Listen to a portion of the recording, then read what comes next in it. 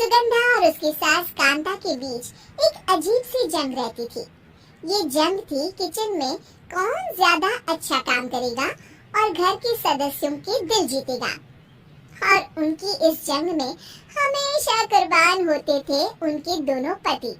कैसे? आइए देखते हैं इस किचन पॉलिटिक्स की कहानी में। एक दिन किचन में, माँ जी, आज मैं बना रही हूँ मेथी की सब्जी। इस खाने से घर वालों के पेट की सारी समस्या खत्म हो जाएगी। और मैं बना रही हूँ तड़के वाली छाछ, जिसे पीते ही गैस की समस्या कभी नहीं होगी। दोनों अपने अपने खाने को लेकर टेबल पर पहुँच जाते हैं। तभी सुगंधा के ससुर उसकी बनाई सब्जी की तारीफ कर देते हैं। अरे वाह, मेथी की सब्जी भी बनी है, बड़ी ही स्वादिष्ट है। वाह बहू वाह। अरे बहू, लेकिन इसमें इतनी सारी मेथी बर्बाद करने की क्या जरूरत थी? देखिए माँ जी, ये तो वो मेथी है जो आप रात में भिगोकर सुबह उसका पानी पीती है, और जो मेथी फेंक देती है उसी से मैंने ये सब्जी बनाई है। अरे वाह बहू, तुमने तो बड़ा ही समझदारी का काम किया। बस अब क्या था, कांता जी का तो मानो ये सुनकर खून ही सूख गया। वो फैसला कर लेती है कि किसी भी तरह वो अपने खाने की तारीफ लेकर ही रहेगी और सुगंधा को किचन में उसकी कमियां गिनाएगी। कांता फ्रिज खोलकर देख रही होती है और फिर सुगंधा से कहती है, अरे बहू, ये क्या, पूरा फ्रिज गंदा पड़ा है।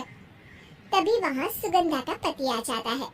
वो सुगंधा को डांट कर कहता है, सुगंधा, तुम्हें कितनी बार कह रखा है कि वायरस फैल रहा है, साफ सफाई का पूरा ख्याल रखना है, लेकिन तुम किचन में इतनी गंदगी रखोगी तो कैसे चलेगा। सुगंधा सास की तरफ देखती है जहाँ वो मुस्कुरा रही होती है। सुगंधा समझ जाती है कि सास ने उससे बदला लेने के लिए ये सब किया है।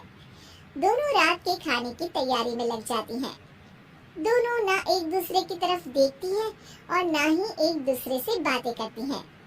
रात को खाने की टेबल पर एक एक कर दोनों कई तरह के अलग अलग व्यंजन टेबल पर लगा देती हैं और अपने अपने पति के पास जाकर खड़ी हो जाती हैं। अरे खाइए जी खाइए, मैंने बड़ी मेहनत से बनाया है। प्लेट में वो खाना डालती हैं। सुगंधा भी दोनों के प्लेट में खाना डालते हुए कहती है, बड़ी ही मेहनत लगी है इस खाने को बनाने में। हाँ, दोनों को ना चाहते हुए भी सारा खाना खाना पड़ता है। कहीं दही तो कहीं मलाई तो कहीं मसाला। और इन सब के बाद दोनों बड़ी ही मुश्किल से अपने कमरे में सोने जाते हैं। लेकिन अगली सुबह सुगंधा का पति चिल्ला रहा होता है, हाय रे, हाय मेरा तो पेट खराब हो गया। हाय माँ, बहुत दर्द हो रहा है। तो वहीं कांता के कमरे से भी कुछ ऐसी ही आवाज आने लगती है। हे भगवान, इस सास बहू की लड़ाई हमारी जान लेकर रहेगी। जाओ कोई डॉक्टर को बुला कर लाओ। डॉक्टर आते हैं। दोनों को देखकर कांता और सुगंधा से कहते हैं, देखिए, आप दोनों इन्हें खाने में हल्का ही दीजिएगा। हो सके तो रात का खाना जल्दी खाया करें और वॉक किया करें। इतना कहकर डॉक्टर वहाँ से चले जाते हैं। जिसके बाद एक बार फिर से दोनों बहुएं किचन में जाती हैं और खाना बनाने में लग जाती हैं। रात में खाने के टेबल पर दोनों एक बार फिर से खाना लगाने लगती है। पापा जी, मैंने ये पतली मूंग की दाल की खिचड़ी के साथ ये पापड़ और पुदीने की चटनी भी बनाई है। अरे बहू, अभी अभी बेचारे पेट की बीमारी से गुजरे हैं। इतना भारी खाना तो डॉक्टर ने भी मना किया है ना। देखिए, मैंने आप दोनों के लिए सूप बनाया है।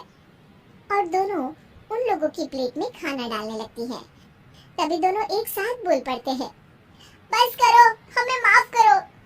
हमें नहीं खाना इस घर में, ना खिचड़ी और ना ही सूप। हम इंसान हैं, एक वक्त में एक ही खाना खा सकते हैं। बस करो, हमें माफ करो। हमें नहीं खाना इस घर में, ना खिचड़ी और ना ही सूप। हम इंसान हैं, एक वक्त में एक ही खाना खा सकते हैं। इतना कहकर वो दोनों वहां से चले जाते हैं। कहानी का अंत। आप लोग उम्मीद कर रहे होंगे कि अंत में सब ठीक हो जाएगा। नहीं जनाब, अगर सास बहू के बीच सब ठीक हो जाए तो आप ये सीरीज देखे ही क्यों? तो मजा लीजिए इस चैनल में सास बहू से जुड़ी कहानियों का, क्योंकि ये ऐसा रिश्ता है जिसकी मिठास उसकी खटास में हमेशा ज्यादा ही रहती है।